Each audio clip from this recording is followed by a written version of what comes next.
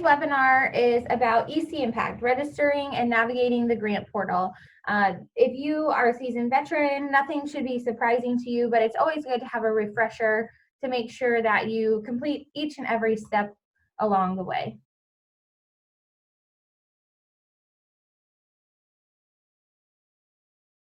So today we're going to go over the pre-qualification process, the final registration as well for your organization as well as for your programs. We're going to show you the resource centers and all the documentation that you can find there. As I said, we're going to talk about registering those programs, and we're going to review features of eCimpact that will help you along the way. Here are the topics: the pre-qualification, the registration of your organization and programs. We're going to go over the resource center, and then different features of eCimpact that will help you along the way. So we are going to hop over to eCimpact. And the easiest way to get to eCimpact is through our website. So always remembering our United Way URL, which is springfieldunitedway.org. And then all you have to do is scroll all the way down under quick links, and you will see an agency eCimpact login. This is where you will go and click to connect to the eCimpact homepage. This is something that's super easy and shouldn't be too hard, but sometimes if you try to type in or copy and paste this URL, it can get a little wonky, so it's always best to use the quick link if you can. So today we are going to go ahead and pretend that we are a new organization, and we are going to create a new eCimpact account. For those of you who have accounts in the system, you are going to go ahead and just log in, and we will get to that here in 1 second.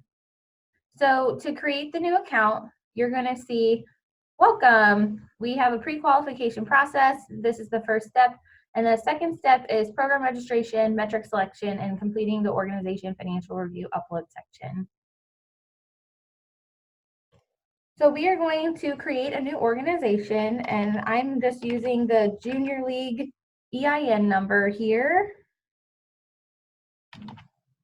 They are not necessarily applying for funding, but it just is an organization that we can use as a test organization. So you can see based on the EIN, this pulls from GuideStar. So whatever organization is in GuideStar is what will be here. And you do want to make sure you are adding in every single piece of information. So the email address, the phone number, and all of that. So we're going to go ahead and get that taken care of really quickly.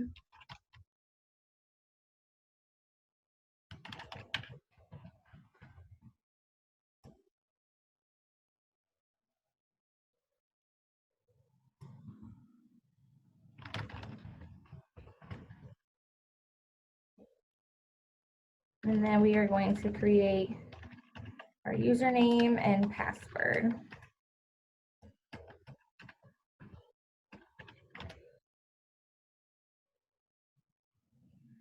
And so then it'll say, what grant applications would you like to review and select? So we want to go through the organization financial review process.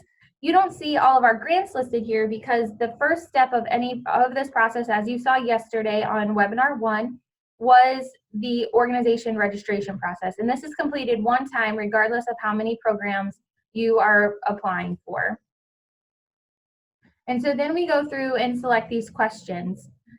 So does the applying organization primarily serve clients in Sangamon and or Menard counties? Yes. And you can see this year we have an autosave function within eCimpact. So that should help out a lot of people. But I would always recommend copying and pasting from a Word document your text. So that way nothing were to if anything were to happen, you haven't lost your thoughts that you had put down in the system. Is the applying organization or fiscal agent a 501c3? Yes. Does the organization or any of its programs have any outstanding compliance issues? No. Is the applying organization serving as a fiscal agent? No. We are in compliance with the Patriot Act. And then this is where I'm going to go ahead and pretend. So typically a nonprofit, you should be able to answer yes or no to all these questions as it pertains, but I'm going to pretend that we are not in full compliance just so I can show you what will happen.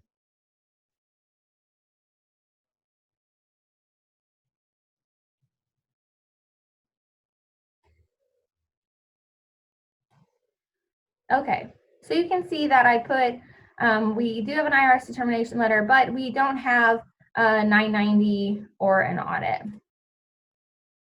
So this is an error and or not eligible, but it's important to note that organizations, you don't have to necessarily be a nonprofit that fits all of our criteria. If it's a governmental organization or a religious organization, there are going to be certain protocols that we're going to have to follow outside of the typical norm. However, if you are a 501c3, a standard 501c3, you have to be able to meet all of our eligibility requirements as it is described in the system. So if for some reason this pops up, don't necessarily fret right away. Just give us a call over at United Way so we can walk through what documentation will be needed. All right, so now that is what you would do for a new organization. But if the new organization, if you had completed it correctly and everything was perfect, you would have got a page that said, please review this information and hit submit. And then at that point, when we hit submit, we will get notified here at United Way to approve your organization. But for now, what we are going to do is we are going to log in as another organization that we had previously created.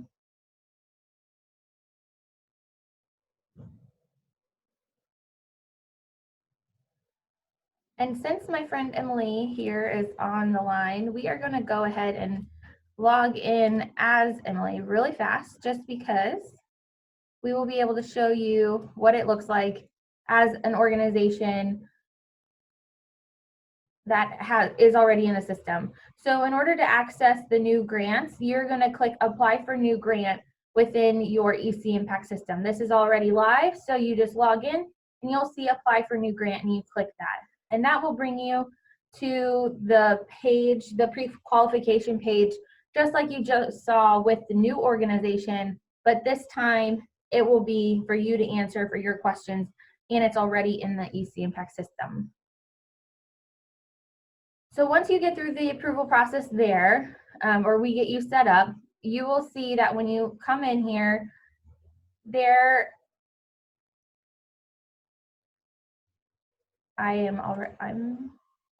sorry, I want to log out. Sorry, Emily.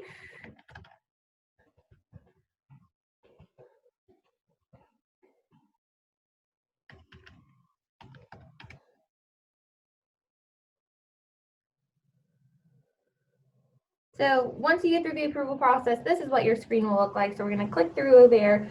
You're going to see all of our organization and compliance information here, organization and financial review information, and then you'll see we do have one program already started, and we've had several test programs.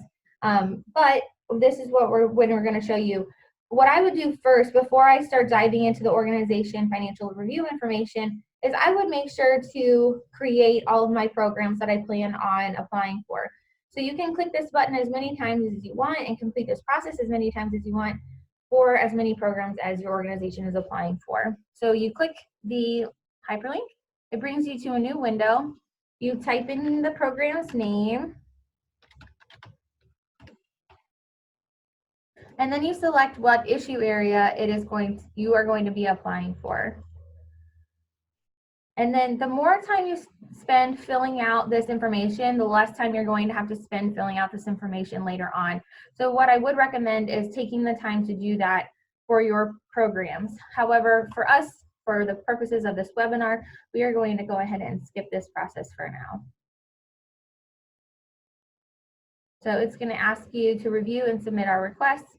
We want to complete the registration, and see, we are getting notified right now that there is a program waiting our approval. So you can see it's pending. All right, so now let's hop into completing the organization financial review process. So you first want to click organization information. You want to review this and make sure that this information is up to date. In order to update this form, you want to go to your organization's profile. All of this information pulls directly into that form. And so we want to make sure that your profile is as up to date as possible and has all the proper information listed. So if anything, the vision and mission statement are not here, we need to make sure that it is updated. The counterterrorism compliance form, otherwise known as the Patriot Act form, is very simple, but this is a form that you will complete annually as well. And so you just want to certify that you comply with the stated statement here and that it is true, that you have the ability to fill out that form. The ACH information, for those of you who are new, you are going to want to locate the form, but if not, your organization may already have the ACH information or the electronic deposit information on file with United Way. And so with that, you will click this check mark and save and mark my work as completed. But if you didn't and you have to download the form, this is where the Grant Resource Center comes into play. So we said education, so I'm going to click into education grant materials. You can see this is all of the information that we showed you yesterday that is on the Springfield United Way website, but also here is the specific ACH form under Organization Financial Review Materials. So we click that form, we can fill it out here with the fillable PDF, or we can print it and download it, and then we need to attach a voided check to this authorization and send it to Debbie Davis here at our office. All right, so we're gonna hop back over. And now the best part, the document upload section. For those of you who have completed this process before, and for some reason you can't find your IRS determination letter or something else, what you wanna do is you can go into your historical processes. Now this organization doesn't have it, but you'll have a historical processes button and you can find your old organization financial review and you can download those forms and just re-upload them. It's helpful because it kind of creates a little bit of a share drive here on the eCimpact system. But if you've been issued a new determination letter or new information, you want to make sure you're uploading the most recent. So you can see here we do have some maximum upload sizes. So if you were uploading one file at a time, you can get away with a little bit of a bigger size. And so the maximum file size for any upload is 16 megabytes. If you were uploading multiple documents at the same time, then the maximum upload size is 48 megabytes. If you need help combining PDFs, say for your 990 or your audit, you can go ahead and call us and we can help you do that. Or if you need help reducing the file size, we can also help you do that as well. So the IRS determination letter, you want to make sure that this is not a sales tax exemption letter. And it's important to hover over the help text because this help text will help guide you through the process. The board of directors, you must use our template only. So for the correct template, go to the Resource Center, which we showed you here. And here's the board of directors template. You want to make sure that you are using that and completing it fully. The bylaws, you want to upload your organization's bylaws. Please make sure that there is a date of last approval. And to help out United Way staff, it would be great if you would highlight that date. The IRS 990 are equivalent for your organization size. You can see the different sizes of organizations and what's required. And then the audit. Please make sure to review, as we stated yesterday, the policies and procedures very thoroughly because you will see that for the 990 and the audit, it can't be more than 18 months old from fiscal year end. So you want to make sure you are compliant with that stipulation. If you have an audit, then we ask for additional documentation, including that management letter or letter of reportable conditions or letter to the board of directors. It essentially states that there might have been a material weakness or significant deficiency, or it is stating that none of those things were found. If said report was not issued to your organization, you need to have your CEO or CFO or your auditor submit a letter to you, and you need to upload it that says no such letter, no management letter or letter of reportable conditions was issued. If your organization has a service area that is larger than Sangamon and Menard counties, we do need you to submit regional financial statements. And so you can read more about that within this description. So if I serve 22 counties, you're going to want to try to do your best to find financial statements that do mirror our 2-county area to the best of its ability. If you are applying on behalf of another organization or serving as a fiscal agent to a collaboration, you will want to make sure that you are uploading that information here, and you're going to want to detail how you're operating as that fiscal agent and if there are any fees being recovered, or if, what is the working relationship, if the employees are going to be contractual. Those are all things that need to be stipulated in this fiscal agent cooperation agreement. And then this will not become, the submitted compliance letters, this will not become an issue until after the first review, which will happen the week of the 25th, so the week of Thanksgiving. Mitch and I will be busy here at United Way.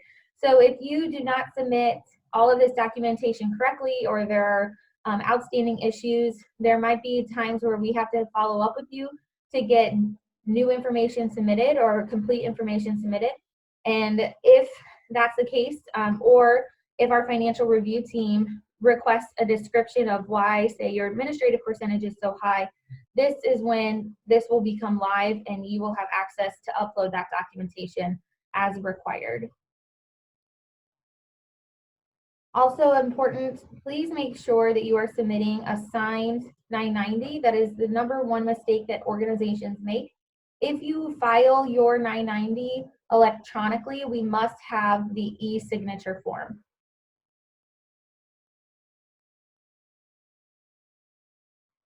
Okay, so now that we've finished that, that's your organization financial review process. And then we have our priority and strategy identification. So we're gonna hop in, we're gonna use this form here. So if I'm applying under one issue area or cross issue area, one form is used for one priority. So if I'm addressing more than one priority, I have to use more than one form. That's important to note. So we're going to pretend this program is addressing more than one priority. So we're going to click in, select a new priority, and we're going to select E3. And based on this selection, then we do have our strategies listed here. And then this is where, please make sure that you are paying attention to what is an outcome and what is an output. So outcomes are written with number and percent of. Number and percent of. Outputs are written as number of. So we want to go ahead and select outcomes right now. And now we want to select our outputs. So we want to make sure that we're doing this correctly. If worse comes to worse, United Way staff, we do have the ability to correct any mistakes that are made in this form. However, at the same time, the better you do it is the less time we have on our end, and the more timely you will have communication back to you. And then if you are writing in any additional indicators, because we know our strategic investment plans, they're not holistically capturing every single piece of work that is going into a program. So if you feel there are special measures that need to be written in, please go ahead and write them in, but make sure they are written in number of for outputs and number and percent of for outcomes. And then you want to save your work and mark it's completed. That is the #1 mistake that is made, because inside this form, you have to click the Save My Work and Mark is Completed, and then you have to click it again in order for the yellow to show up for the completed and ready to submit. After all of these forms are completed and ready to submit, so we are actually just going to go ahead and do that really fast so we can show you. So once everything is turned yellow and it is completed and ready to submit, you are then going to be invited to submit your application. That is the only time the red button will show up. And you can submit, in order to submit, you need to have your executive director, your board president, and your board treasurer approval. what I would do is make sure that you are sharing this documentation with them by printing your entire application here. So that way they know what is available for your pre-registration process. And then you will click submit after you've typed in all of the individuals' names. So other than that, that is all we really have to show you today for webinar 2. We hope that that was helpful, and we hope that people will get a jump start on completing this process, as the deadline for this process is November 22nd, but that doesn't mean you have to wait until November 22nd. All right, since there are no questions, we're going to go ahead and end the webinar. And again, this recording will be available no later than November 12th. Thank you so much, everyone.